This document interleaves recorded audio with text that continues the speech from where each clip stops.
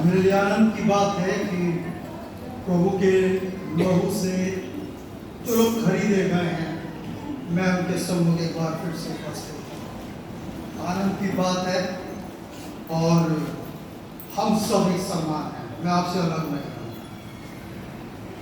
मैं आप ही का भाई हूँ, आप मेरे भाई बहन हैं, मेरे बुजुर्ग हैं, क्योंकि हम एक ही परमेश्वर की संतान हैं।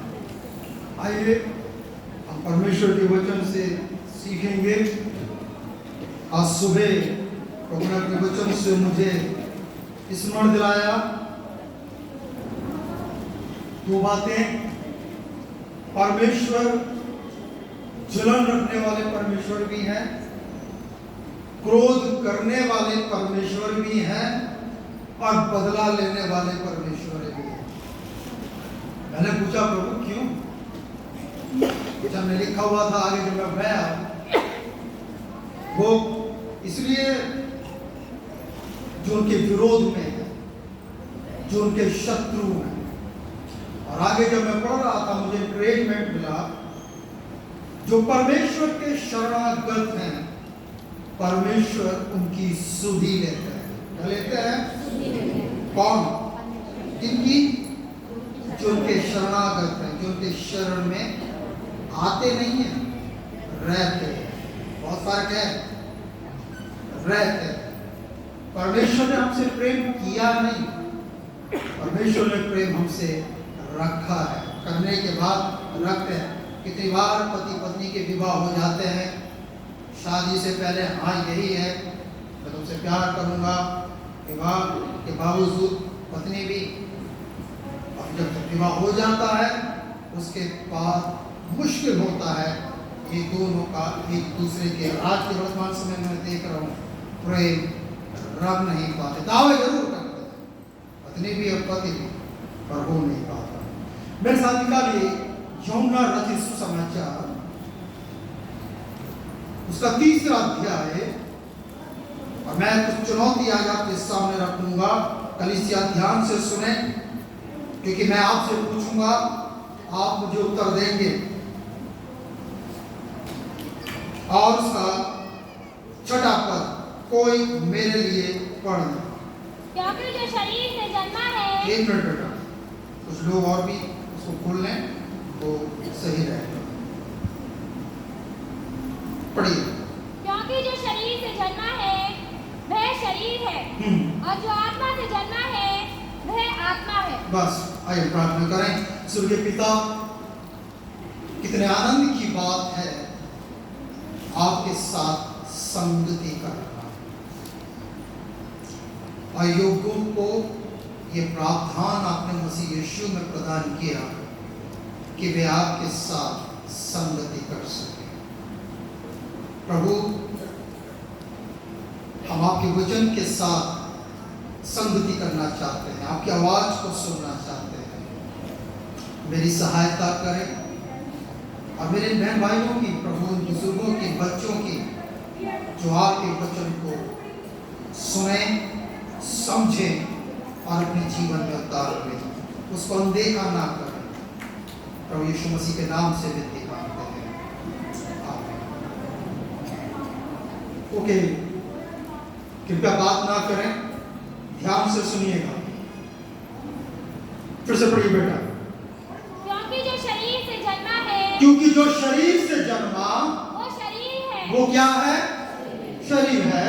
और जो आत्मा से जन्मा है, और जो आत्मा से जन्मा वो आत्मा है। वो क्या है? आत्मा। मैं इस एक पद को 2 भागों में बांटूंगा। पहला भाग, जो शरीर से जन्मा वो क्या है? वो क्या है? किससे जन्मा? दूसरा भाग, जो आत्मा से जन्मा वो क्या है? क्या है? किस बात से जन्मा? आत्मा से जन्मा। पहला भाग जोर दे रहा है शरीर पर, दूसरा भाग जोर दे रहा है आत्मा पर। इसका मतलब है जो शरीर से जन्मा वो शरीर है। इसका मतलब शरीर से शरीर का जन्म होता है, शरीर शरीर को जन्म देता है। दूसरे अर्थों में। और दूसरा भाग जो है, जो आत्मा से जन्मा, वो क्या है? आत्मा। अर्थात आत्मा आत्मा को जन्म देता है। आत्मा से आत्मा का जन्म होता है। मैं बार बार आखिर तक इन शब्दों को दोहराता रहूंगा ताकि आपके मस्तिष्क में ये बात बैठ जाए।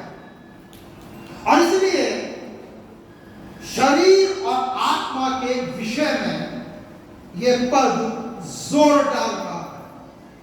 तो मेरा सवाल है आज आपसे, जितने इस भवन में बैठे हैं, और मेरा सवाल ये है, जब मैं आपसे बात कर रहा हूं इस समय वर्तमान में, और सवाल ये है, आप कौन हैं? आप शरीर हैं या आप आत्मा हैं? और मुझे उत्तर मत दीजिए, अपने आप सोचिएगा। और जब वचन खत्म हो जाएगा, उसका रिस्पॉन्स मुझे आपसे चाहिए होगा, ताकि आपको पता चले मैं कौन हूं। और आज का शीर्षक वचन का यही है, मैं कौन हूं? मैं शरीर हूं या मैं आत्मा हूं? जो शरीर से जन्मा वो शरीर है। अंग्रेजी में फ्लैश आया है, जिसका मतलब होता है मांस, देह। और देह किसके होती है? अगर आप देखें इस संसार में समस्त जितने भी प्राणी हैं, पक्षी, जंतु, ठीक है, पानी में रहने वाले कीड़े, रेंगने वाले जीव जंतु, सब में देह है, सबका शरीर है। लेकिन वचन के अनुसार हम जब बात कर रहे हैं तो किसकी बात कर रहे हैं? मनुष्य जाति की। और ये वचन जो है, जो शरीर से जन्मा, वो क्या है? वो क्या है? और शरीर किसके होता है? मनुष्य के। तो इसका मतलब ये पद ऐसा हो गया, जो मनुष्य से जन्मा वो क्या है? क्या है? वो मनुष्य है। और वहां जो शब्द आया है, जो आत्मा से जन्मा, उसका मतलब होता है पवित्र आत्मा से, अर्थात परमेश्वर के आत्मा से जन्मा वो क्या है? आत्मा। तो 3 अध्याय 6 पद को जो हमने पढ़ा था, जो इस प्रकार था, जो शरीर से जन्मा वो शरीर है, और जो आत्मा से जन्मा वो क्या है? उसका भूपद क्या बन जाएगा? जो मन। आप बात ना करें कृपया, बिल्कुल कोई बात नहीं करेगा। और वो पद इस प्रकार से जब हमने खोला तो ये पद ये बन गया। अब आपको स्पष्ट समझ में आएगा, जो मनुष्यों से जन्मा वो क्या है? वो क्या है? वो मनुष्य है। और जो परमेश्वर के आत्मा से जन्मा वो क्या है? आत्मा। तो सवाल है, मनुष्य होना और आत्मा होना क्या है? बड़ी गहरी बातें बताऊंगा, अपना ध्यान में रखना, ताकि आप परमेश्वर की वास्तविक संतान बन सके, वैसे जैसे वो चाहते हैं। इस बात का ध्यान रखिए। मनुष्य होना क्या है? आत्मा होना क्या है? मनुष्य अर्थात जिसमें शरीर, प्राण और आत्मा होता है। मैं कौन हूं? मैं अपने ऊपर उदाहरण दूंगा ताकि आप चीजें क्लियर रीति से समझ सके। मैं मनुष्य हूं। मेरा जो व्यक्तित्व है, मैं देखकर आपको क्या लगता हूं? मैं देखकर क्या लगता हूं? है? मैं आपके दिमाग की एक्सरसाइज कराना चाहता हूं ताकि आपको पता चले मेरा व्यक्तित्व आपको देखकर क्या लगता है। मैं कोई पक्षी दिखाई देता हूं? क्या दिखाई देता हूं? हाँ, इंसान। चलिए, कुछ लोगों को पता, बाकी पीछे वालों को पता नहीं मैं क्या लग रहा हूं। मैं मनुष्य हूं। मेरा व्यक्तित्व मनुष्य का है, और क्योंकि मैं मनुष्य हूं, मैं मेरे व्यक्तित्व में मनुष्य का जीवन है। अर्थात ध्यान से सुनिएगा, जब मैं मनुष्य हूं, मैं भौतिक जीवन व्यतीत करता हूं, मैं शारीरिक जीवन व्यतीत करता हूं, मैं सांसारिक जीवन व्यतीत करता हूं। और इसलिए मनुष्य को शारीरिक प्राणी कहा गया है, जो शरीर के अनुसार चलता है। इसलिए मनुष्य को सांसारिक प्राणी कहा गया है, जो संसार के अनुसार चलता है। इसलिए मनुष्य को दैहिक प्राणी कहा गया, जो अपनी देह के अनुसार चलता है। मनुष्य को यह भी कहा जाता है पृथ्वीवासी, क्योंकि ये पृथ्वी पर रहता है। उसका दूसरा कारण जो है, और ये इसी पृथ्वी की मिट्टी से बनाया गया। मैं आज आपको आपकी वास्तविकता से परिचित कराना चाहूंगा। और मेरा सवाल है कि मनुष्य होना क्या है? क्योंकि मैं शारीरिक हूं, क्योंकि मैं सांसारिक हूं, क्योंकि मैं भौतिक हूं, ये मेरा मानवीय जीवन है, ये मेरा व्यक्तित्व है। और वास्तव में मेरा जो संबंध है, जो शरीर से जन्मा, वो क्या है? इसका मतलब मेरा जो संबंध है वो शरीर से है। मैं मिट्टी से बना हूं, इसका मतलब है मैं शरीर हूं, मैं मिट्टी हूं। इसका मतलब क्या हुआ? मैं नाशमान हूं, मैं अनंत हूं। ये है आप, ये है मैं। और अभी थोड़ी देर पहले जो मेरी पत्नी मेरे बच्चों का इंट्रोडक्शन कराया, वो ये है। कौन है हम? शरीर मतलब मिट्टी, मतलब नाशवान, अर्थात कुछ नहीं। आत्मा होना क्या है? जो परमेश्वर के आत्मा से जन्मा, वो आत्मा है। आज 28 साल पहले प्रभु यीशु मसीह को मैंने ग्रहण किया, 27 फरवरी 1995 को। और मैं आत्मा, अर्थात जब मैं आत्मा हूं, मैं शरीर नहीं हूं, मैं प्राण नहीं हूं, परंतु मैं कौन हूं? आत्मा। ये मेरा व्यक्तित्व है। और मेरा ये व्यक्तित्व, क्योंकि मैं पवित्र आत्मा से जन्मा, उस पुराने वाले व्यक्तित्व से ये व्यक्तित्व बिल्कुल अलग है। मैं जब शरीर में था, आप जब शरीर में हैं, तो शारीरिक जीवन और भौतिक जीवन और सांसारिक जीवन व्यतीत करते हैं। लेकिन जब आप आत्मा में होते हैं, तो आप आत्मिक जीवन व्यतीत करते हैं। शारीरिक जीवन नहीं, सांसारिक जीवन नहीं, और भौतिक जीवन नहीं। और ये बड़े आनंद की बात है, जब मैं आत्मा में हूं तो शरीर में हूं, बड़ी अद्भुत बात है। लेकिन जब मैं आत्मा के अनुसार चलता रहता हूं, शरीर में तो जीवित हूं, परंतु शरीर के अनुसार नहीं चलता या चलती है। ये बड़े अद्भुत है। और जब आप आत्मा में हो, शरीर मर जाएगा तब भी जीवित रहोगे। और यदि आप नहीं मरते, मसीह यीशु आ जाते हैं, बाइबल बताती है पलक झपकते ही हम क्या हो जाएंगे? बदल जाए। और इसलिए मैंने जब आपसे सवाल पूछा, अब एक पिक्चर क्लियर होती चली जाएगी। आप कौन हैं? आप शरीर हैं या आत्मा? और अगर आप शरीर हैं, इसका मतलब शारीरिक जीवन व्यतीत करते हैं, सांसारिक जीवन व्यतीत करते हैं क्या, या भौतिक जीवन व्यतीत करते हैं, या आप आत्मा से हैं, अर्थात आप आत्मिक जीवन व्यतीत करते हैं। अपने पास ही इन बातों को रखिएगा। पहले पद से पढ़िएगा 8 पद तक। या बेटा। फरीसियों में निकोदेमस नाम का एक मनुष्य था, जो यहूदियों का सरदार था। उसने रात को यीशु के पास आकर उससे कहा, हे रब्बी, हम जानते हैं कि तू परमेश्वर की ओर से गुरु होकर आया है, क्योंकि कोई इन चिन्हों को जो तू दिखाता है, यदि परमेश्वर उसके साथ ना हो तो नहीं दिखा सकता। यीशु ने उसको उत्तर दिया, मैं तुमसे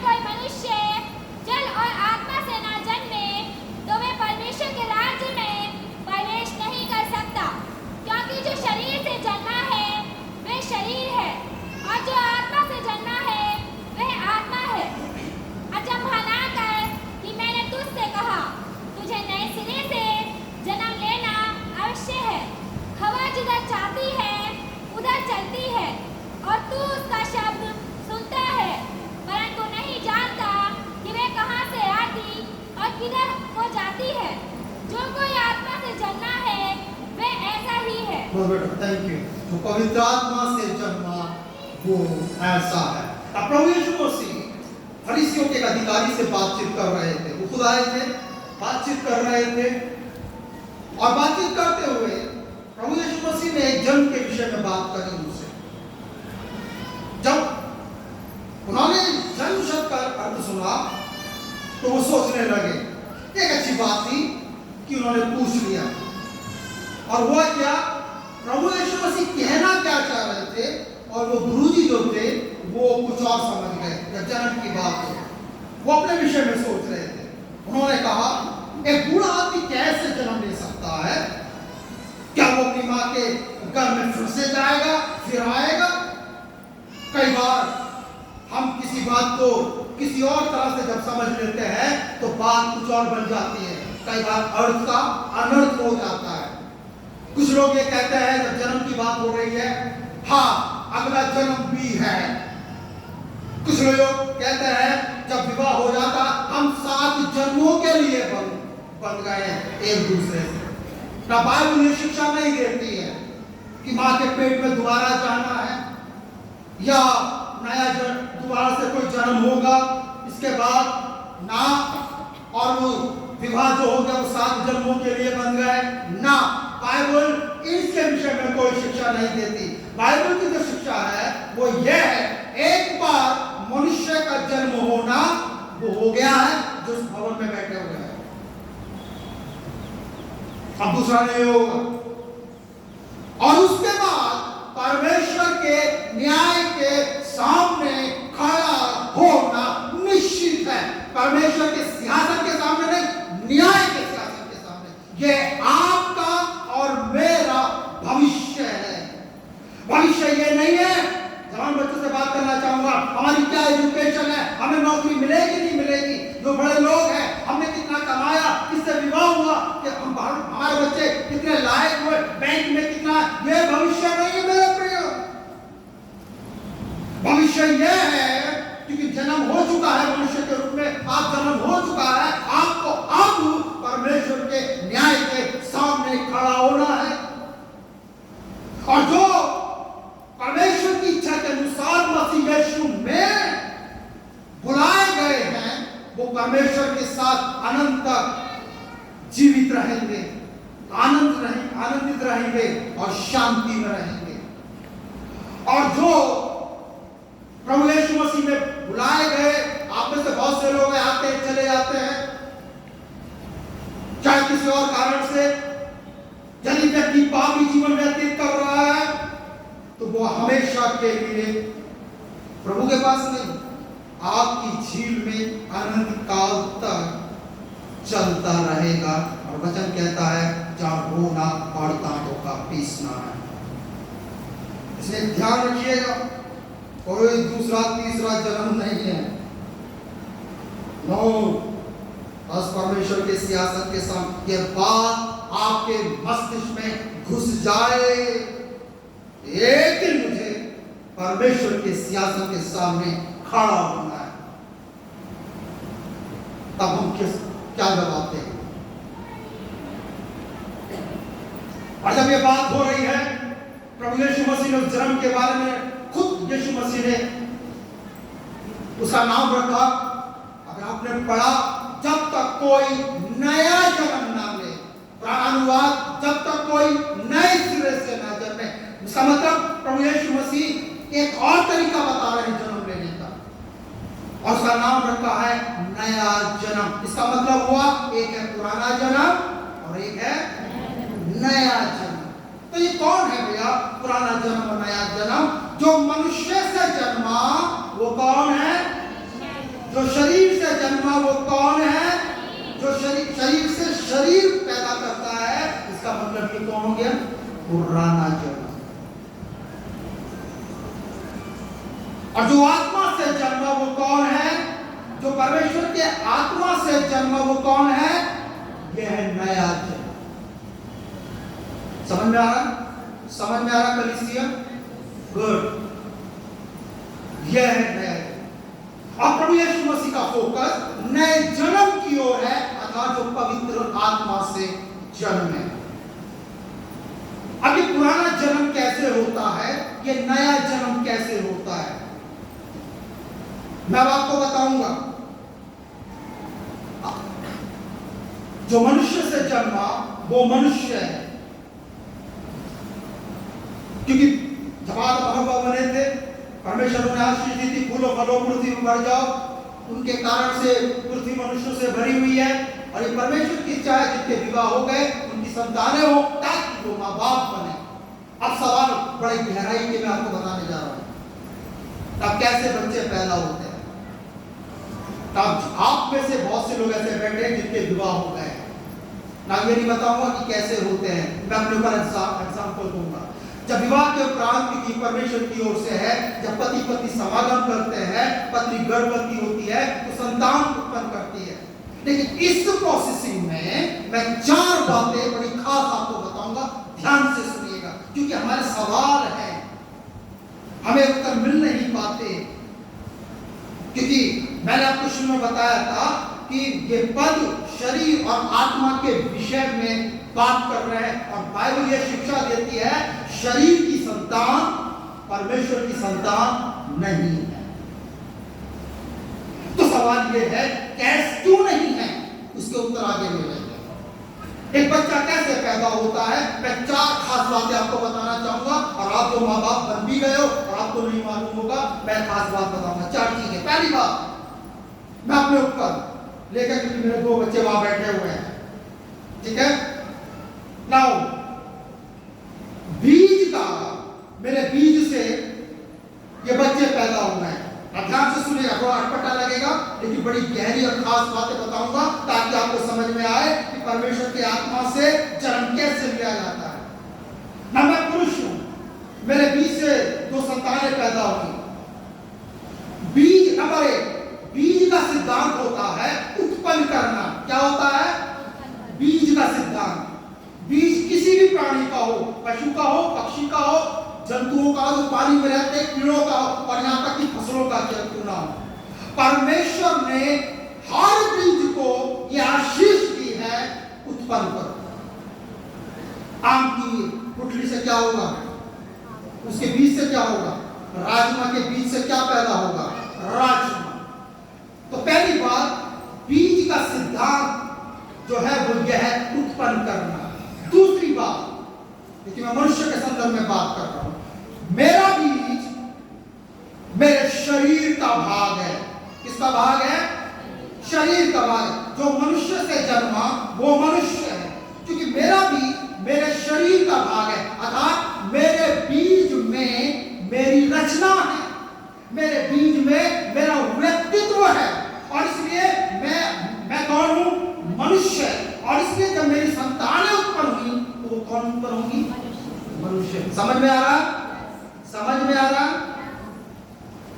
इसलिए जब आप कुरिन्थियों के पहले पत्री को 15 अध्याय के 36 से लेकर 39 पद को पढ़ेंगे, वहां परमेश्वर ने लिखा है, परमेश्वर ने हर बीज को एक विशेष देन दी है। जब आप गेहूं का दाना जमीन पर बोते हैं तो जब वो पौधा उगता है, वो गेहूं, वो जो पौधा है जिसे पौधा बोलते हैं, वो गेहूं की बेल है। तो मुझसे क्या पैदा हुए? मनुष्य पैदा हुए। पहली बात क्या थी? बीज का सिद्धांत है उत्पन्न करना। दूसरा जो सिद्धांत है, बीज मेरे शरीर का क्या है, इसलिए शरीर से शरीर पैदा हुआ, मनुष्य से मनुष्य पैदा हुआ। तीसरी बात, मेरा बीज जो है, जो मेरे शरीर का भाग है, उसमें पाप का स्वभाव है। क्या है? उसमें पाप का स्वभाव है। इसका मतलब क्या हुआ? ये स्वभाव मुझे आदम से मिला, आदम हव्वा से, आगे की पीढ़ी में आया, और वो स्वभाव मेरे पिता जो दुनिया में नहीं है उनमें आया, और वो पाप का स्वभाव उनके द्वारा मुझ में आ गया, और यही पाप का स्वभाव मेरे द्वारा जो मुझसे पैदा हुए उनमें चला गया। क्या मतलब हुआ? पाप का स्वभाव, मैं पापी हूं, क्यों? क्योंकि पाप मुझ में रहता है। वो कहाँ है? मेरे स्वभाव में। स्वभाव का मतलब होता है आदत में। कई बार कहते हैं हमारे माँ बाप ने हमें कुछ छोड़कर नहीं गए, काश को दे जाते तो आज हमको छोड़ते। आपको एक बात बताऊं, हमारे पूर्वजों ने हमें एक चीज दी है। मेरे बाप में एक चीज देकर गए, और आपको बताऊं मैं भी एक चीज लेकर जाऊंगा अपने रात में। क्या? मेरे बीच में क्या स्वभाव है? इसका मतलब क्या हुआ? मैं पाप करता हूं, मैं पापी हूं, इसलिए मैंने ये अपने बीज के द्वारा क्या कर दिया? ट्रांसफर कर दिया। वो भी कौन है? और वो भी क्या करते हैं? पाप। चौथी बात, मेरा बीज उनमें बना रहता है। मेरा बीज उनमें। मैंने प्रभु से पूछा और प्रभु ने उत्तर दिया, और ये वचन से मैं भी बताऊंगा, उनमें बना रहता है। किन बातों के लिए? दो बातों के लिए। पहली बात, मेरा ना केवल वो मेरे बीज से उत्पन्न हुए, और ना केवल मेरा बीज उनमें पहुंचा, परंतु वचन कहता है मेरा बीज उनमें बना रहता है। क्यों बना रहता है? दो बातों के लिए, ताकि वे भी जब उनके विवाह हो संतान उत्पन्न करें, नंबर एक। और दूसरी बात, मेरा बीज उनमें बना रहता है ताकि वे पाप करते रहें। समझ आ रहा?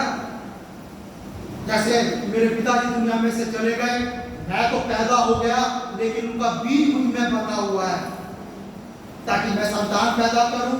जैसे उन्होंने संतान पैदा करी, मैंने भी की, उनका बीज मुझ में बना हुआ है ताकि मैं क्या करता रहूं? पाप करता। यही पीढ़ी दर पीढ़ी होता रहा है। तो समझ में आया मैं क्या बात कह रहा हूं? जो मनुष्य से जन्मा वो मनुष्य है। और आपको एक बात बताना चाहता हूं, यह बात जब दाऊद ने कही, अगर आप पढ़े भजन संहिता 119 और उसके क्या कहते हैं 51 और उसके 5वें पद में ये आपके सवाल होते हैं। दाऊद ने कहा, देख, मैं आपके लिए पढ़ देता हूं, देख मैं अधर्म के साथ उत्पन्न हुआ और पाप के साथ अपनी माता के गर्भ में आया। हमारे सवाल होते हैं, एक बच्चा कैसे पापी हो सकता है? कोई उत्तर दे सकता है?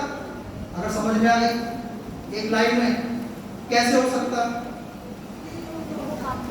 बेटा, बीज के कारण से, क्योंकि उसका बीज, उसके पिता का बीज उसमें क्या है, और उस बीज में क्या है? पाप का स्वभाव।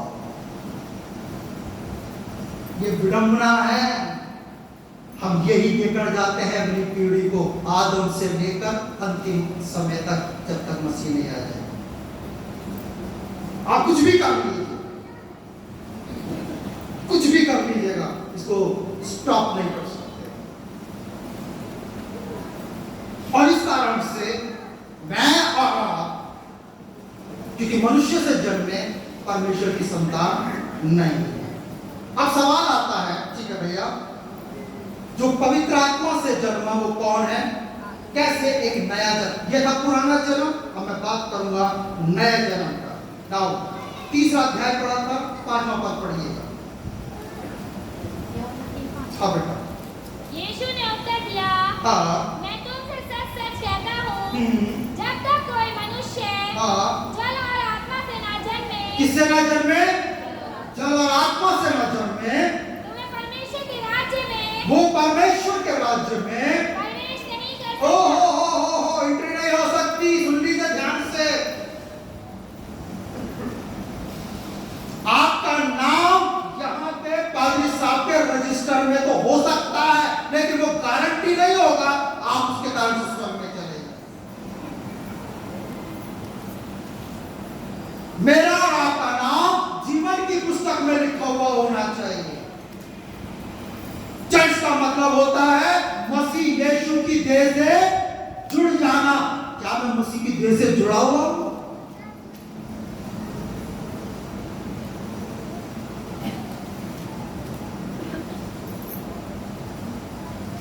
अब मसीह उन्हीं को लेने आ रहे हैं, क्योंकि कलीसिया मसीह की क्या है? देह, शरीर है। क्या मैं मसीह का शरीर हूं? और अगर मैं और आप मसीह के शरीर नहीं है, उनका अंग नहीं है, आप अपने ख्वाबों में, सपनों में, आपका नाम यहाँ के रजिस्टर में हो या ना हो, और जीवन की पुस्तक में लिखा हुआ होना जरूरी है। मैं पिछले दिनों एक चर्च में था, एक बहन बोली, मेरा, आप में से कितने लोग मुझे जानते हैं? ओके, मैं परमेश्वर का धन्यवाद देती हूँ, मेरा नाम बाइबल में है। और क्या कर बैठ गई? अरे मेरा बाइबल में तो नाम है, आनंद जीवन की पुस्तक में नाम है। नाम तो शैतान का भी है इसमें, नाम तो यहूदा स्कूती का भी है, पापियों का भी नाम है। लोग पता नहीं क्या के ख्वाबों में सोए रहते हैं। और बाइबल बताती है, जब तक कोई जल और आत्मा से ना जन्मे, वो परमेश्वर के राज्य में प्रवेश नहीं कर सकता। और ये जल और आत्मा क्या है, मैं बता देता हूं। जल का काम होता है धोना, साफ करना। ये जल है परमेश्वर का वचन, और आत्मा परमेश्वर का आत्मा। अब देखिए, जब तक कोई परमेश्वर के वचन से और परमेश्वर के पवित्र आत्मा से ना जन्मे, वो परमेश्वर के राज्य में प्रवेश नहीं कर सकता। परमेश्वर के वचन की बड़ी विशेषता है, ये एक तरीके से काम नहीं करता, ये बहुत तरीकों से काम करता है। जल का मतलब धोना, साफ करना। इसका मतलब हुआ परमेश्वर का वचन जब मैं पढ़ता हूं तो ये मुझे क्या करता है? कलीसिया, जब मैं इसको पढ़ता हूं तो क्या होता है? परमेश्वर मुझे क्या करते हैं? साफ करते हैं, शुद्ध करते हैं। अब ध्यान से सुन लीजिएगा, जिनका नया जन्म नहीं हुआ, वो बाइबल कितना भी पढ़ लें, वो शुद्ध नहीं हो सकते। सिंपल सी बात है, अगर ये दोनों मुझसे पैदा नहीं होते, दुनिया में नहीं आते, तो ये नहाते? जब पैदा ही नहीं हुए, नया जन्म हुआ ही नहीं, तो किस बात के शुद्ध हो रहे? नया जन्म होने के बाद जितना वचन पढ़ोगे, आप क्या होते चले जाओगे? साफ होते। कुछ लोग एक एक हफ्ते तक नहीं नहाते, कुछ लोग 4-4 दिन भी नहीं नहाते। हो सकता है आप में से कुछ लोग बैठे हो, कुछ लोग, हाँ मैं मिला हूं 2-3 लोगों से ऐसे नहाते ही नहीं, वो परफ्यूम चढ़ते रहते हैं। तो हो सकता है कि पादरी साहब से आके दुआ करवा लो, परफ्यूम चढ़वाते रहो, पादरी साहब को खुश करते रहो, है ना? अगर आप शरीर साफ करना है तो रोजाना नहाना है, अपने आप नहाना। और यदि आपको शुद्ध होना है, पवित्र होना है, तो नया जन्म लेना है, और रोजाना इस वचन का स्नान से आपको शुद्ध और पवित्र होने की आवश्यकता है। तो परमेश्वर का वचन होता है, आपको याद है ये वचन का सामर्थ्य है, इसके कई तरीके हैं। बिना परमेश्वर के वचन के समुद्र सीमा लांग नहीं जाता, हरियाली सूख जाती है, पहाड़ों की हरियाली सूख जाती है, वनों में आग लग जाती है, हिरनियों के गर्भपात उठ जाते हैं, इसी वचन से दुष्ट आत्माएं निकल जाती हैं, इसी वचन से मुर्दे जीवित हो जाते हैं, इसी से रोगी चंगे हो जाते हैं, इसी वचन का इस्तेमाल करके ने प्रार्थना करी 3 वर्ष तक क्या कहते हैं वर्षाना हुई। कई विशेषता है, और एक और विशेषता है जो आपके सामने आज के संदेश से संबंधित है। यूहन्ना की पहली पत्री, एक और विशेषता देख लीजिए। यूहन्ना की पहली पत्री 3 अध्याय 9 पद, ध्यान से पढ़िएगा। हाँ, ओके, राइट, फिर से कोई पढ़े, पढ़ो बेटा। क्योंकि जो परमेश्वर से जन्मा है, क्योंकि जो कोई परमेश्वर से जन्मा, वो पाप नहीं करता। वो क्या नहीं करता? हाजी, या भंडारा नहीं लग रहा कि खाना खाने आ रहे, तो बोलना पड़ेगा। क्या करना पड़ेगा? छोटा आ बड़ा आ बोलना पड़ेगा, तभी एजुकेटेड होंगे। समझे? फिर से पढ़िए। जो कोई परमेश्वर से जन्मा है, हाँ,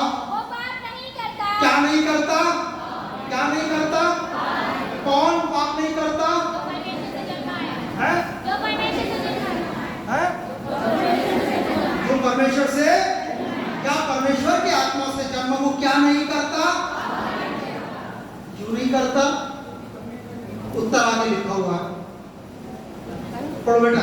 क्योंकि उसका बीज क्योंकि परमेश्वर का बीज उसमें बना रहता है। उसमें क्या रहता है? बना रहता है। अब सवाल है कि परमेश्वर का बीज कौन है? कोई बता सकता है? ये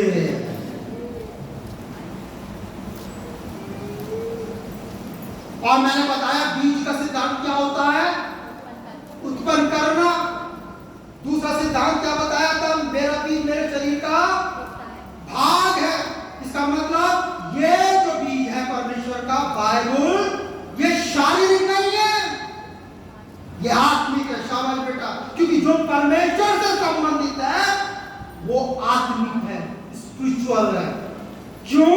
क्योंकि वो आत्मा है, आत्मिक, स्पिरिट है, स्पिरिचुअल। जो मुझसे जुड़ा है, इंसान से जुड़ा है, वो स्पिरिचुअल नहीं है, वो फिजिकल है, देह से संबंधित है। समझ में आ रहा मैं क्या बात कर रहा हूं आपसे?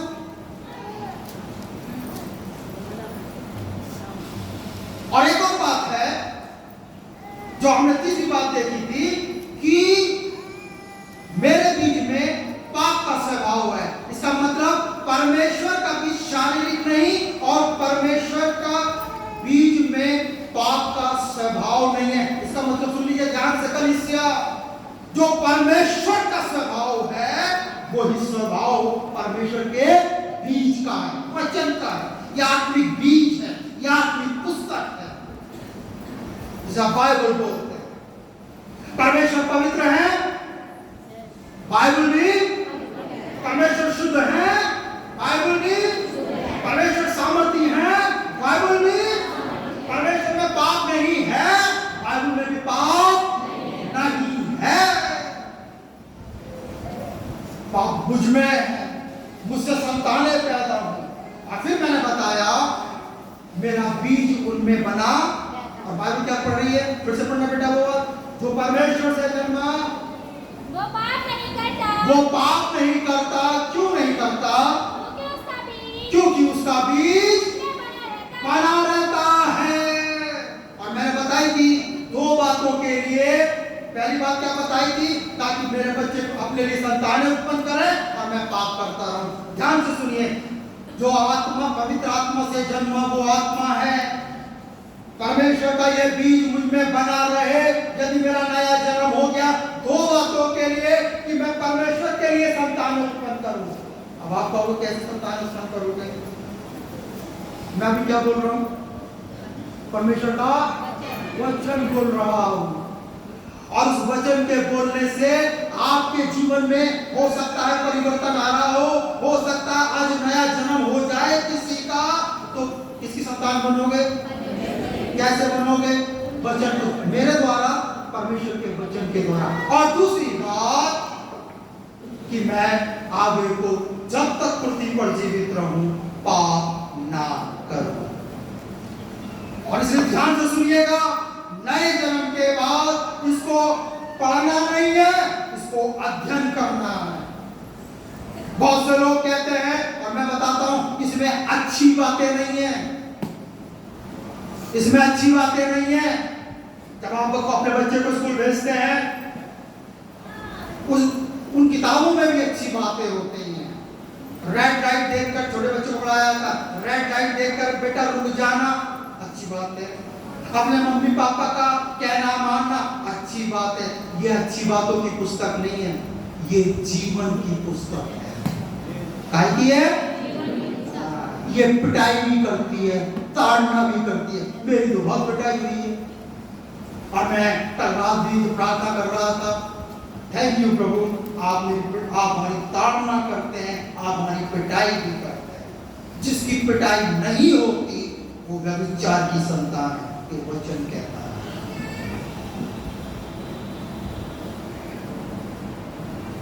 क्लियर बात आ गई?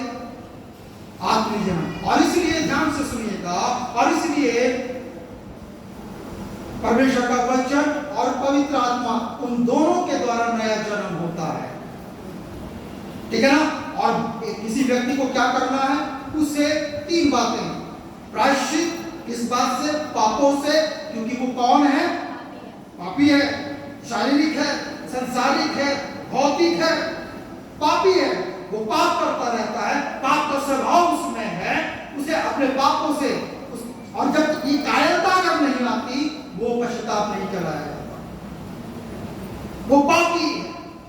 और दूसरी चीज विश्वास करना है। पहला क्या करना है? पश्चाताप। दूसरा क्या करना है? विश्वास। इस पर, मसीह यीशु पर। क्यों करना है? क्योंकि हम पापी थे, संसार में बहुत से ईश्वर है, बहुत से।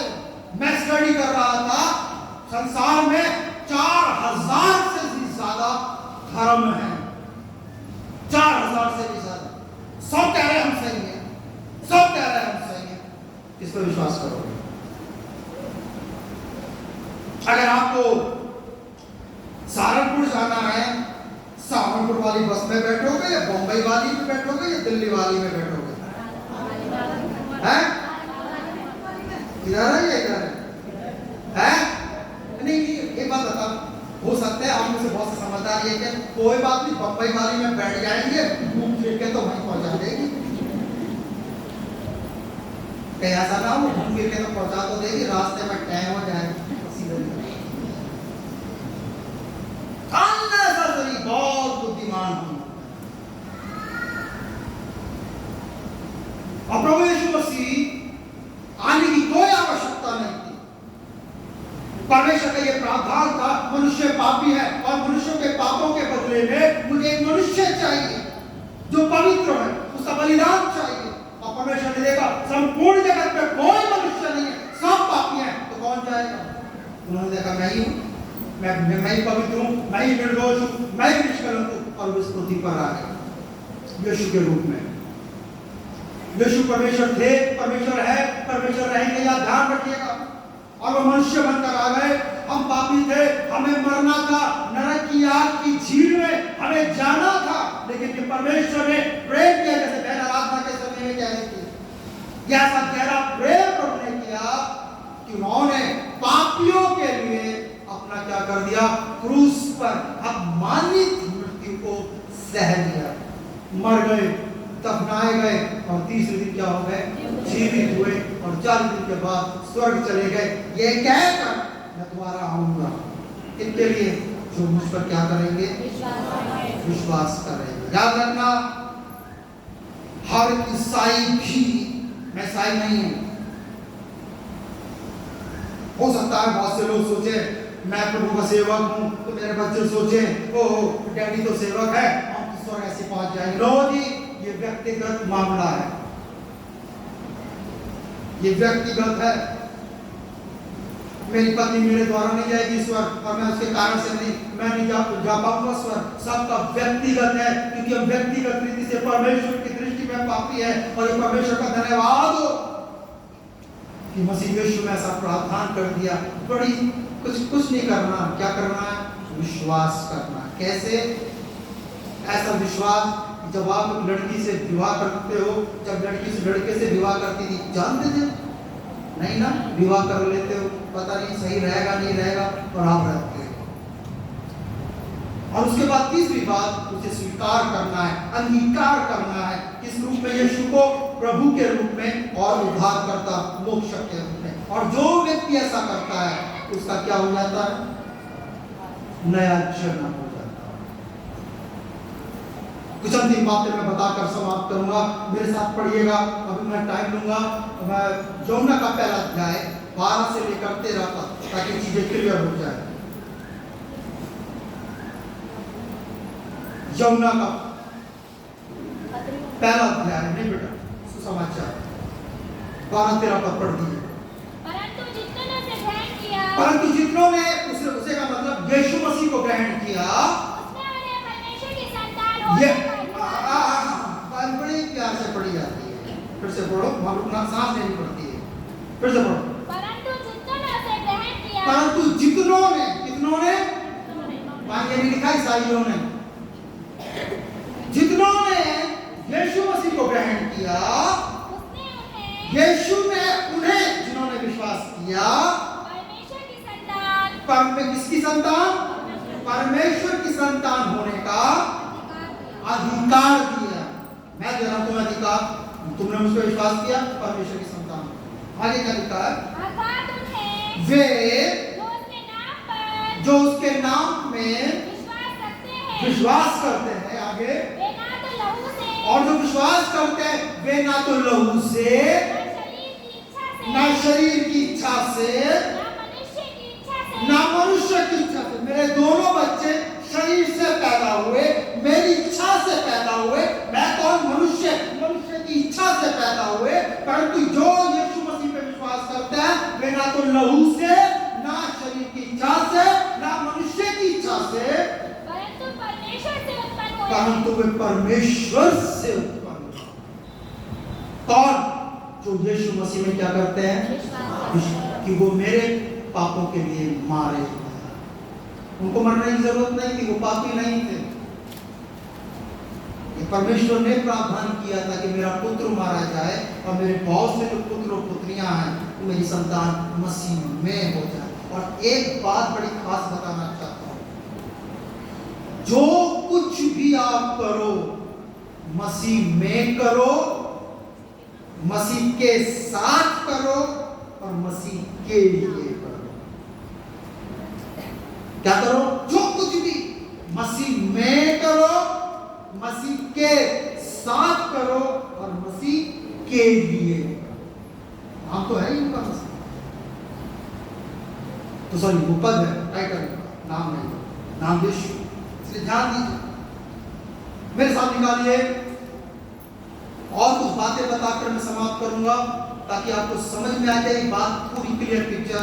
रोमियो की पुस्तक 8 अध्याय 5 से लेकर 14 पद, एक एक करके पद पढ़ना। रोमियो मैं कुछ और बताऊंगा मनुष्य के विषय में, क्यों परमेश्वर शरीर की संतान को संतान नहीं कहते अपनी, क्यों पवित्र आत्मा से जन्मे लोगों को अपनी संतान बोलते हैं। ये पद और ये जो अध्याय है आपके सामने स्पष्ट करेगा। पढ़िएगा 5 पद से पढ़िएगा। रोमियो कौन सा अध्याय? 8 अध्याय 5 पद से बेटा। क्योंकि शारीरिक व्यक्ति शरीर की बातों पर हाँ मन लगाते हैं। ऊपर से नीचे तक अभी तक जो मैं बताकर आ रहा था उसका ये बता रहा है वचन, क्योंकि शारीरिक व्यक्ति किस पर मन लगाता है? शरीर। ये सबसे बड़ी पहचान है शारीरिक व्यक्ति, वो शरीर पर मन लगाता है। खाना किसे चाहिए? पानी किसे चाहिए? कपड़ा किसे चाहिए? बीमार होने पर डॉक्टर किसे चाहिए? गर्मी में नहाने के लिए पानी किसे चाहिए? बालों में कंघी किसके लिए चाहिए? पैरों में जूते किसके लिए चाहिए? ये चश्मा किसके लिए चाहिए? हर चीज शरीर के लिए चाहिए, हर चीज। बैठने के लिए कुर्सी किसे चाहिए? ओढ़ने के लिए चादर किसे चाहिए? सोने के लिए बिस्तर किसे चाहिए? शरीर। लेकिन इसके अलावा भी शरीर के कुछ काम हैं, वो कुछ काम जिसके तो क्या इनके कारण से हम परमेश्वर की दृष्टि में पापी हैं। मेरे साथ निकालिए गलाती, बेटा इसको यहीं रखना, पेन रख लो। गलाती की पुस्तक उसका 5 अध्याय 19वां पद। मैं कुछ और शरीर के काम बताना चाहता हूं, क्योंकि लिखा शारीरिक व्यक्ति किस पर मन लगाता है? किस पर मन लगाता है? तो कौन कौन सी बातें हैं जिस पर मन लगाता है और उन बातों को वो अपने जीवन में धारण किए हुए? सुनिएगा क्या है? शरीर के काम तो प्रकट हैं। शरीर के काम, माइक दे दीजिएगा इस बच्चे को ताकि पीछे से भी सुने।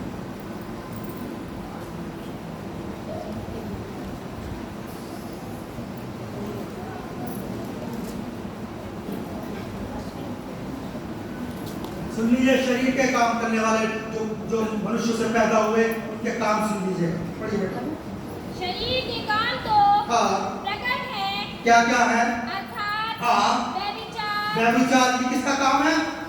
कलीसिया बोलेगी किसका काम है? ओके, आगे। गंदे काम। गंदे काम, ओके। लुचपन। मूर्ति पूजा। आवाज में बोलो बेटा।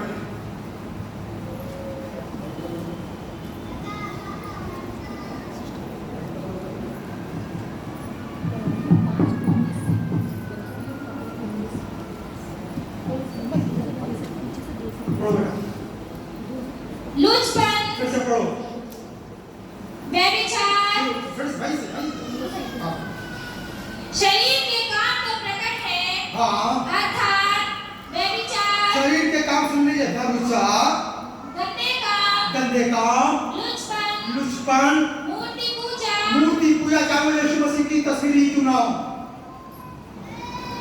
आगे जादू टोना, बैर, ये किसके काम है? किसके काम है? आप लोग करते हो? हैं? अरे मुझे सबूतों में ले आए पास साहब।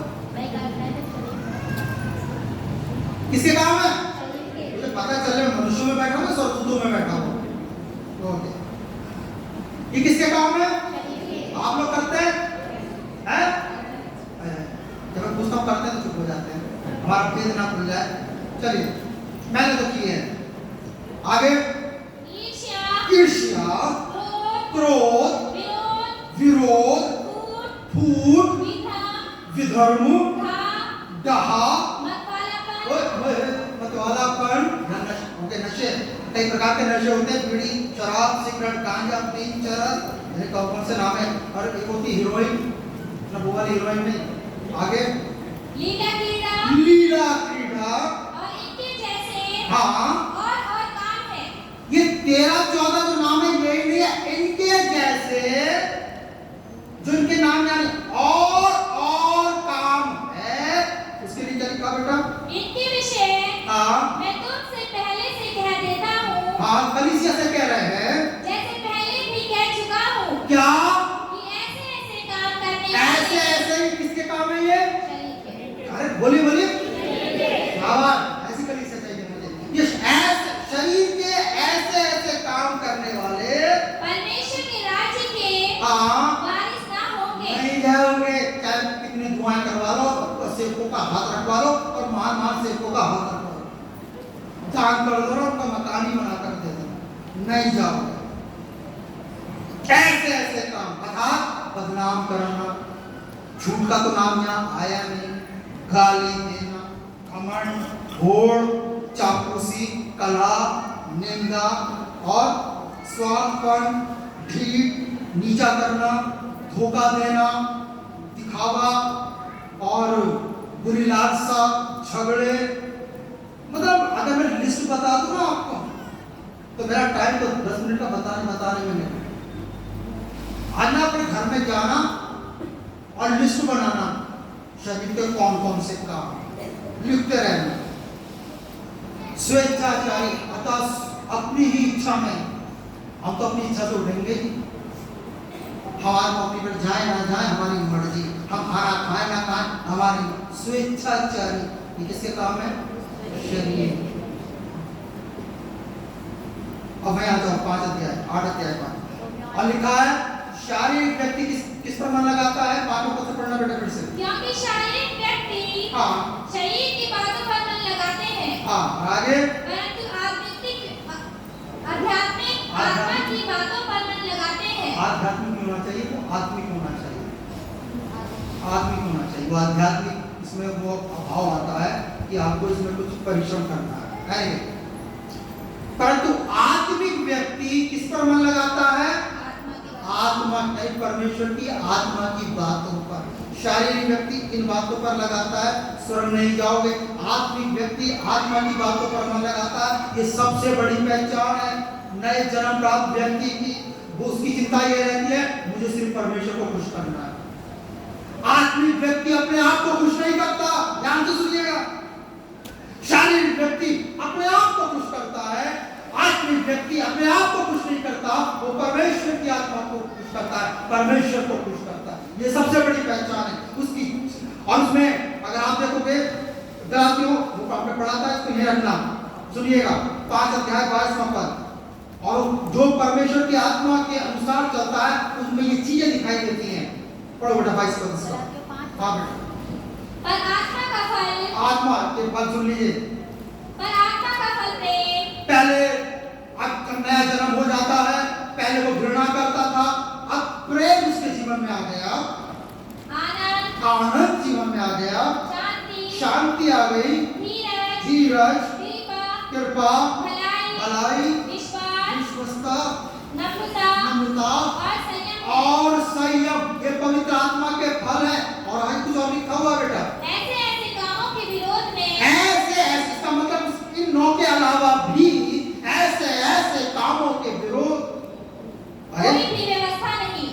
व्यवस्था नहीं, अर्थात वो स्वतंत्र है। बाइबल बताती है जो मसीह यीशु में है वो कौन है? स्वतंत्र। जो मसीह यीशु में है उसके पास पवित्र आत्मा है और वो पवित्र आत्मा के अनुसार चलता है, वो सब प्रकार की व्यवस्था से छूटा हुआ है। ऐसे ऐसे कामों के मतलब पहले वो लालच करता था, अब वो संतोष आ गया। पहले उसकी हवस रहती थी, नहीं मुझे ये भी चाहिए, ये भी चाहिए। अब उसके मन में अपनी इच्छा उत्पन्न नहीं होती। कौन कर रहा है? पवित्र आत्मा। पहले वो गाली देता था, हे नवनीत, गाली तुम पहले देते थे, अब तुम मेरी संतान हो गए हो, अब तुम्हारे मुझे गाली नहीं देना है। हे नवनीत, पहले तुम क्या श्राप देते थे, अब तुम मेरी संतान हो गया है। जो तुझे सताते हैं अब तुम्हें आशीष दे। हे देख, जो तुझसे प्रेम नहीं करते अपने सताने वालों के लिए प्रार्थना भी तुझे करनी है। आप समझ रहे मैं क्या बात कर रहा हूँ? कौन सिखा रहा है? पवित्र आत्मा। पहले तुम लोगों की सहायता नहीं करते थे, अपना हाथ बढ़ा। पहले तुम झूठ बोलते थे, अब तुझे सच बोलना है। लिखा है, हमने पढ़ा था रोमियो में, आत्मिक व्यक्ति आत्मा की बातों पर क्या लगाता है? पहले वो मूर्खता के काम करता था, अब वो समझदारी के काम करता है। पहले वो अन्याय को प्रिय जानता था क्योंकि जब शरीर में था, अब उसको न्याय के काम पसंद है। पहले वो निराश रहता था जब शरीर में था, मैं तो इतना पढ़ लिया, आगे क्या होगा। अब वो जो मसीह में है वो निराश नहीं है, उसके पास आशा है। पहले वो बुराई करता था, इधर की सुंदर की तरह, अब वो बुराई नहीं करता, अब क्या करता है? भलाई करता है। वो अब इधर की उधर नहीं करता जैसे पहले करता था। हम में से बहुत से लोग इधर की उधर करते हैं ना। बहनें, बड़ा मजा आता है बहनों को, इस जब तक बहनें चुगली का चूरन चाट मान ले और चटवा ना दे,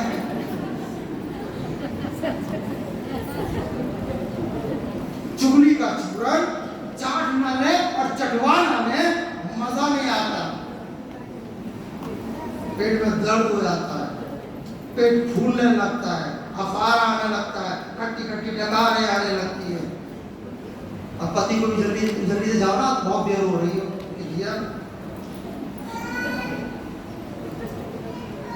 पवित्र आत्मा कहेंगे अंदर रख। 28 साल ऐसे नहीं हुए, अभी तो मुझे और प्रभु मुझे सही करने में लगे हुए। आपको समझ में आ रहा मैं क्या कह रहा हूँ? अब मैं आ जाओ बेटा, मैं समाप्त करूंगा फटाफट। रोमियो पे आ जाइए। मैं छोटा कर रहा हूँ, छठा पद। शारीरिक व्यक्ति किस बातों पर मन लगाता है? आत्मिक व्यक्ति किस बातों पर मन लगाएगा? पवित्र आत्मा की बातों पर मन लगाएगा। ध्यान से सुनिए, आगे लिखा छठा पद, शरीर पर मन लगाना तो मृत्यु है। शरीर पर मन लगाओगे तो मृत्यु अर्थात आग की झील में डाले जाओगे। और इसका उल्टा कर दो, परंतु आत्मा पर मन लगाना जीवन और शांति है। नाश होने का मतलब वहां जीवन नहीं है, परंतु पवित्र आत्मा की बातों पर मन लगाओगे, उसके अनुसार चलोगे। शरीर के कामों से बिल्कुल उल्टा है पवित्र आत्मा के काम, बिल्कुल उल्टा। वहां झूठ बोलते थे या सच बोलना पड़ेगा, और आपने अगर सच बोला तो शरीर के काम फिर से शुरू कर दिया।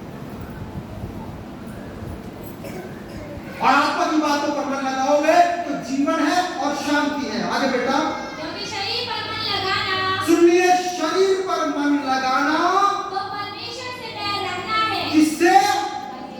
आप अयो, मैं 3-4 दिन पहले सोच रहा था इस वचन के अनुसार, शरीर पर मन लगाना, कितना मिलाता हूँ, कितना धुलाते हैं, कितना साफ सुथरा रखते हैं, कितनी दाढ़ी उड़ी बनाते हैं, और मैं तो ज्यादा खर्चे करती, ले लिपस्टिक ले, ज्यादा खर्चे करती, ले पाउडर और ये वाली चुन्नी अच्छी नहीं लग रही, अब ये वाला चश्मा भी हम ऐसा लेते हैं देख कर लगे कि हाँ हीरो तो लगते नहीं है, पूछेंगे भी नहीं, तब भी हम हीरो लगे। और ये मुझे पता होता, इस पर ये इसका शत्रु मालूम है कौन है? जिससे आप प्यार करते हो? परमेश्वर।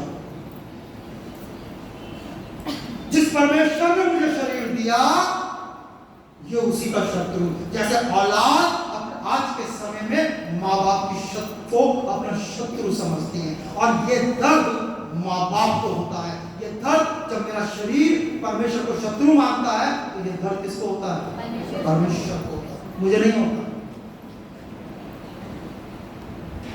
और याद रखिए, शारीरिक व्यक्ति शरीर की बातों पर मन लगाता है। यदि आप शारीरिक हैं, आपकी सारी एक्टिविटी शारीरिक है, आपका देखना शारीरिक, आपका सोचना शारीरिक, आपका सुनना शारीरिक, आपका बोलना शारीरिक, आपका पहनना शारीरिक, आपका चलना शारीरिक, हर एक्टिविटी आपकी शारीरिक है। और जीवन में आना भी शारीरिक है, आपका उपवास करना भी शारीरिक है। और शारीरिक व्यक्ति परमेश्वर की संतान नहीं हो सकते, नहीं हो सकते, नहीं हो सकते, चाहे आप ईसाई क्यों ना हो, पीढ़ियों के।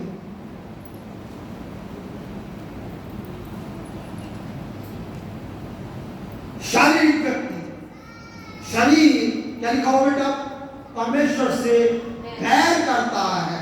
और मैं जब इसको उल्टा कर देता हूं, जब आप आदमी को आते हो तो आप शरीर को अपना शत्रु समझने लगते हो।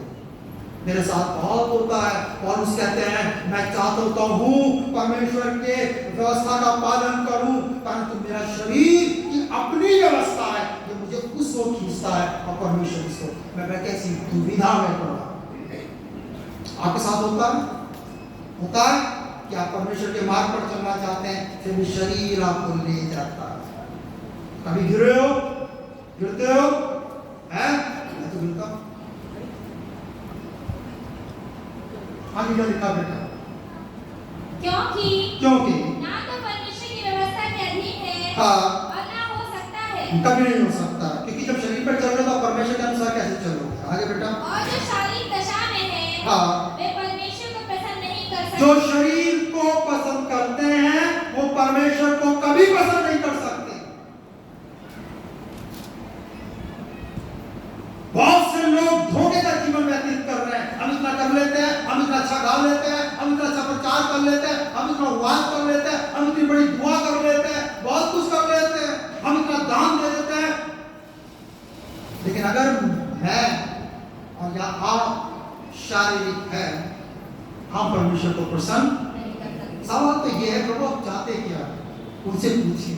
मैं बेटा ये चाहता हूँ, पहले तुम मेरी संतान तो बन जा, तेरा नया जन्म तो हो जाए, तुझमें मेरा आत्मा वास करने लगे, फिर देख पढ़ाई क्या लिखा बेटा। परंतु जबकि परमेश्वर का आत्मा तुम में बसता है, जब परमेश्वर का पवित्र आत्मा तुम में बसा हुआ है, तो तुम शारीरिक दशा में नहीं, तो तुम शारीरिक नहीं हो, परंतु आत्मिक दशा में हो। तब तुम आत्मिक को, मैंने कहा था जब हम आत्मा होते हैं तब हम शरीर प्राण में नहीं होते। और ये बड़ी अद्भुत बात है कि मैं जीवित हूं तो आत्मा में, शरीर में नहीं। और यही वचन खुद बता रहा है, जब हम आत्मिक हैं तो शरीर शारीरिक नहीं परंतु आत्मिक। आगे लिखा बेटा, यदि किसी में मसीह का आत्मा नहीं, यदि किसी में परमेश्वर का आत्मा नहीं है, तो वो उसका जन्म नहीं, तो वो परमेश्वर का जन्म नहीं। यदि मसीह तुम में है, यदि मसीह तुम में है, तो देह पाप के कारण, तो देह पाप के कारण मरी हुई है। याद रखिए, पहले हम जब शरीर में थे तो मसीह हमारे साथ नहीं थे और हमारी देह जीवित थी। लेकिन अगर हम मसीह में हैं तो हमारी देह पाप के लिए मर गई। क्या मतलब हुआ?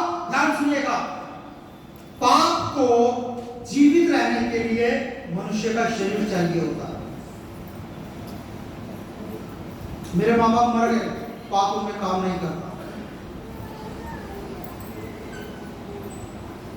पाप को शरीर चाहिए, उसकी एक्टिविटी शरीर में, वो अपनी सारी वासनाओं को, जो हमने ऊपर पढ़ी थी ना, झूठ, लालच, चोरी, व्यभिचार, ये सारे पढ़े थे शरीर के काम, ये पाप है और उसको कर्म, ये उसकी इच्छाएं हैं और वो किसमें होगा? क्या होता है?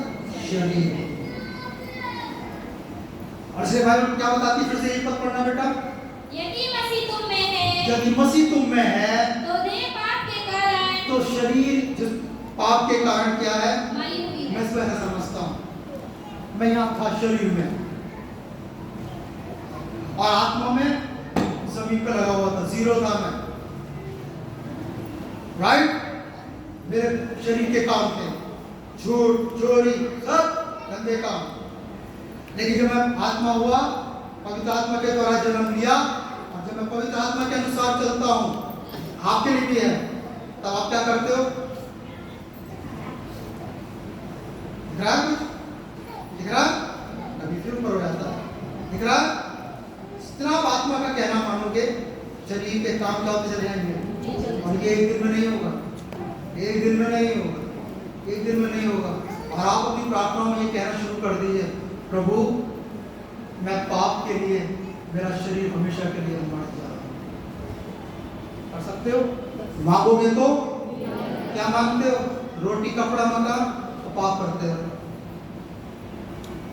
मैं हमेशा अपनी प्रार्थना में कहता हूं, प्रभु मैं पाप के लिए हमेशा के लिए मरना चाहता हूं, क्योंकि अगर आप आत्मिक हो तो शरीर पाप के लिए सदा के लिए क्या हो गया? मर गया। फिर पाप कहां? आगे लिखा बेटा, परंतु आत्मा धर्म के कारण जीवित है। हमारी आत्मा जीवित है। आगे, यदि उसी की आत्मा 14 पद तक पढ़ना बेटा, पढ़। जिसने यीशु को मरे हुओं में से जिलाया, हाँ, तुम में बसा हुआ यदि है। परमेश्वर का आत्मा, ये हमारी चिन्ह है। मैं भी प्रार्थना कर रहा था, प्रभु आपके पवित्र आत्मा का चिन्ह मेरे मस्तिष्क पे लगा रहे, मेरे माथे पर लगा रहे। वो चिन्ह है पवित्र आत्मा का, जो बयाने में दिया गया, मैं परमेश्वर का हूं। और वचन बताता है, फिर से पढ़ो बेटा, यदि पवित्र आत्मा तुम में वास करते हैं, यीशु को मरे हुओं में से जिलाया, हाँ, तुम में बसा हुआ है, तुम में बसा हुआ है, तो जिसने मसीह को मरे हुओं में से जिलाया, राइट, वह तुम्हारी नश्वर देहों को भी अपनी आत्मा के द्वारा जो तुम में बसा हुआ है जिलाएगा। तुम मर जाओगे ना, पवित्र आत्मा बसे हुए रहना चाहिए। तुम मर जाओगे ना, और साइड तो लगाना ना, मरने के बाद भी प्रभु आएंगे, तुम्हें जीवित कर लिया जाएगा। हालेलुया। और स्वर्गारोहण की बात हो रही थी, कितने लोग तैयार हैं? हर कोई नहीं जाएगा। नया जन्म प्राप्त व्यक्ति और जो परमात्मा के अनुसार चलता है, जिसमें पवित्र आत्मा की छाप लगी हुई है। मसीह आएंगे और वो मसीह के साथ हाथों को उठा दिए जाएंगे। हालेलुया। जिस पवित्र आत्मा की सामर्थ से मसीह यीशु जीवित किए गए थे, उसी सामर्थ से मैं यहाँ समाप्त करूंगा और 5 से 7 मिनट लूंगा आपका। अब मेरा सवाल यही है जो मैंने आपसे प्रश्न किया था, आप कौन हैं? आप शरीर हैं तो आप परमेश्वर की संतान नहीं है। अर्थात पुराना जन्म, यदि आप पाप करते हैं, आप पापी परमेश्वर की संतान नहीं हो सकता। मनुष्य की संतान परमेश्वर की संतान नहीं हो सकता। परमेश्वर की संतान होने के लिए नया जन्म चाहिए, और वो पवित्र आत्मा से। इतनी देर तक आपने परमेश्वर का वचन सुना। यदि आज आपके मन में इस बात का आया है, प्रभु मैं आपकी संतान बनना चाहता हूँ, मैं पापी हूँ और मुझे आज आपकी संतान बनना है, आत्मा होना है। क्यों? मनुष्य की संतान मनुष्य, परमेश्वर आत्मा, आत्मा की संतान आत्मा नहीं हो सकते। मैं आज आपकी संतान बनना चाहता हूं। ध्यान से सुनिए। यदि कोई, चाहे वो एक ही क्यों ना हो, मैं इस समय बीमारों के लिए प्रार्थना करने नहीं जा रहा। ध्यान से सुनिएगा। जो लोग आप में से पवित्र आत्मा की अगुवाई करते हैं कि आज मुझे नया जन्म चाहिए, वो खड़े हो जाए बिना देर किए।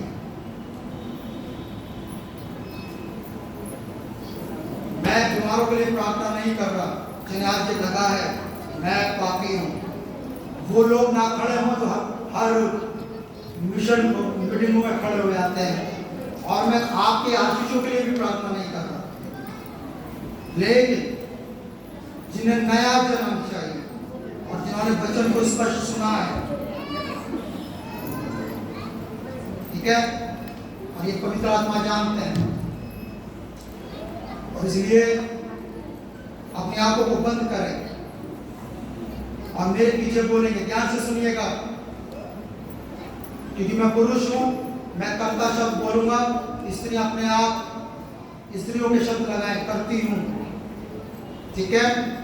और आप फिर मैं बाद में आपके लिए प्रार्थना करूंगा, उसके बाद परमेश्वर के दास को सौंप दूंगा। याद रखिए, अगर आप किसी मनुष्य को खुश करने उठे हैं या मुझे, तो आप फिर उसके बावजूद ही परमेश्वर की संतान नहीं बनेंगे। क्योंकि बाइबल बताती है विश्वास के द्वारा, विश्वास मनुष्य करेगा और परमेश्वर के अनुग्रह के द्वारा उद्धार है। उद्धार मनुष्य की ओर से नहीं है, परमेश्वर की ओर से। इसलिए अपनी जो मैं प्रार्थना करूंगा आप पीछे बोलिएगा और उसके बाद मैं प्रार्थना करूंगा।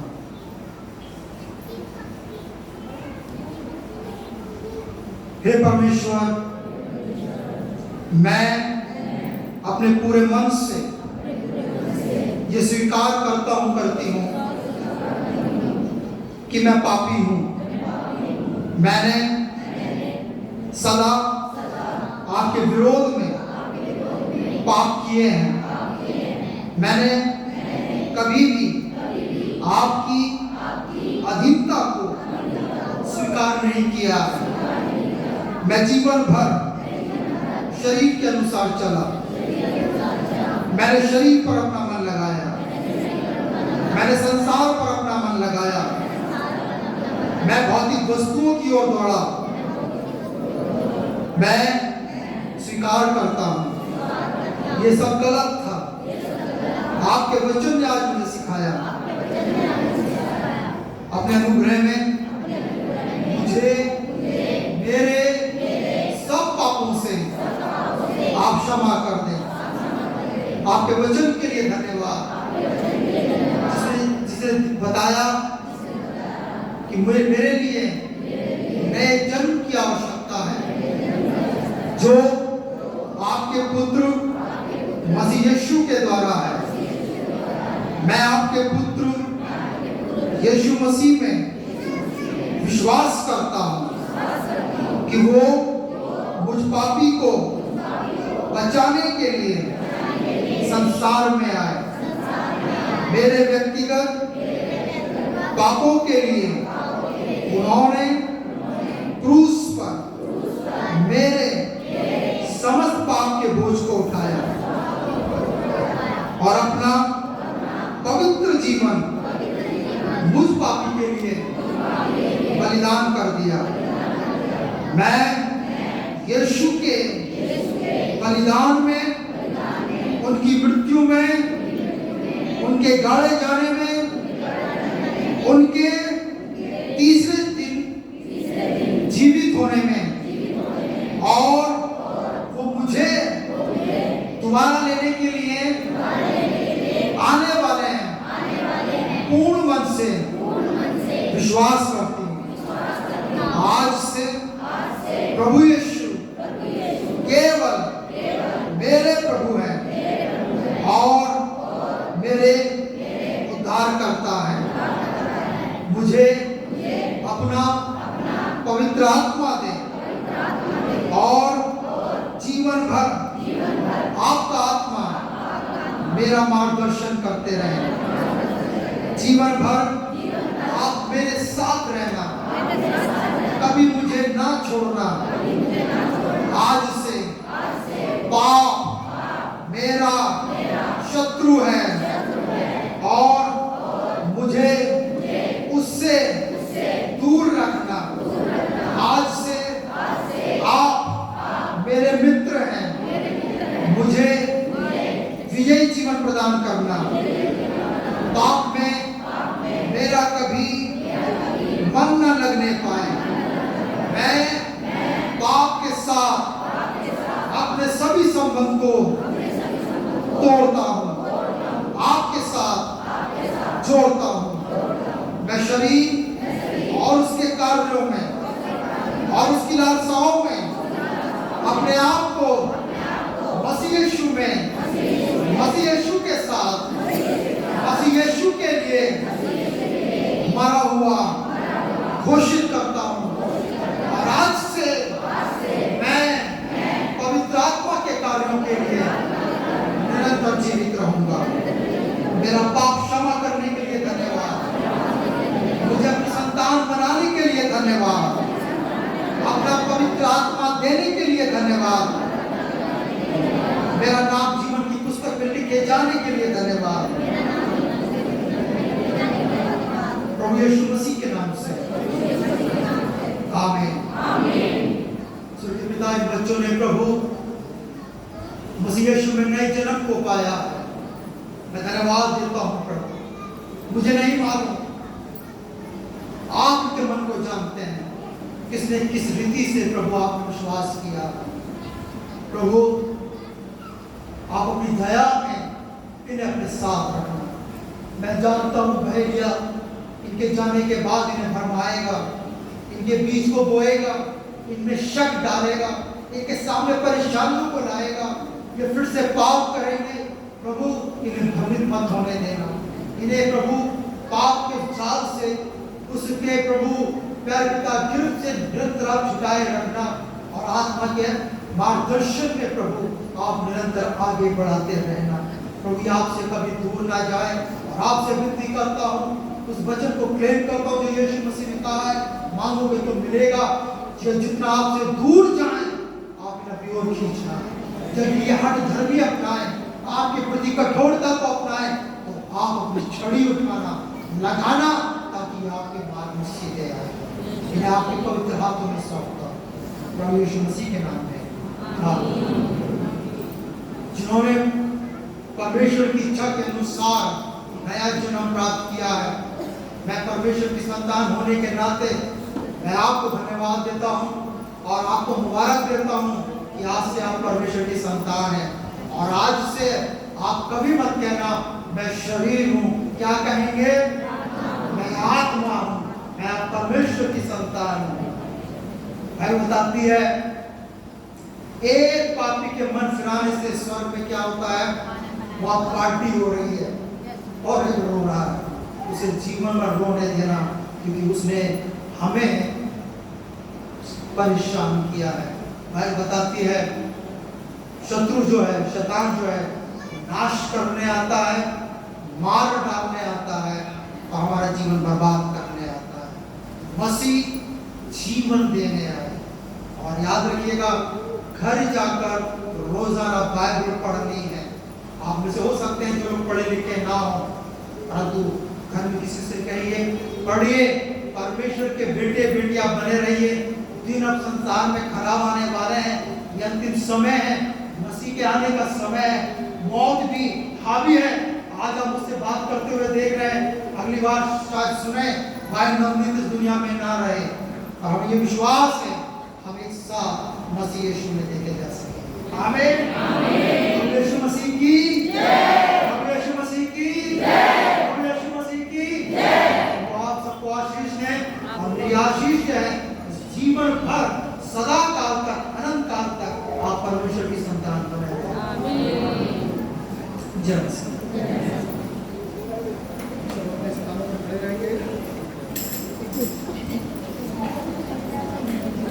अपने स्थानों पर खड़े रहेंगे, अपने नीचे